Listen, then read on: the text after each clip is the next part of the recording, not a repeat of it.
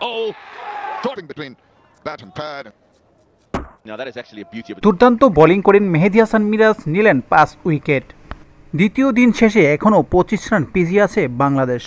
প্রথম ইনিংসে প্রথম দিনই 191 রানে বাংলাদেশ অল আউট হয়েছিল জিম্বাবুয়ের বিপক্ষে। জিম্বাবুয়ে অবশ্য প্রথম দিনের শেষের দিকে ও দ্বিতীয় দিনে 273 রান করে দ্বিতীয় দিনের শেষের দিকে বাংলাদেশ আবারও ব্যাটিংয়ে নামে।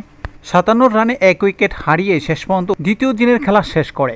ব্যাটিংয়ে বাংলাদেশ বিপর্যয় হলেও বল হাতে মেহেদী হাসান মিরাজ ও নাহিদ রানা দাপট দেখিয়েছেন।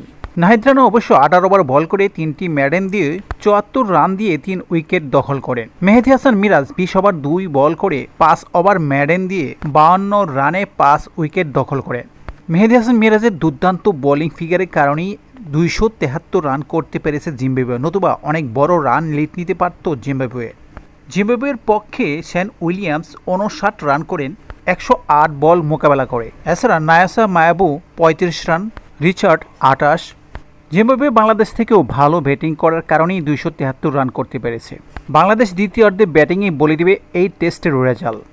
আশা করি দ্বিতীয় ইনিংসে বাংলাদেশ ভালোই করে ব্যাটিংয়ে সেই প্রত্যাশা রেখে এখানে শেষ করছি। আল্লাহ হাফেজ।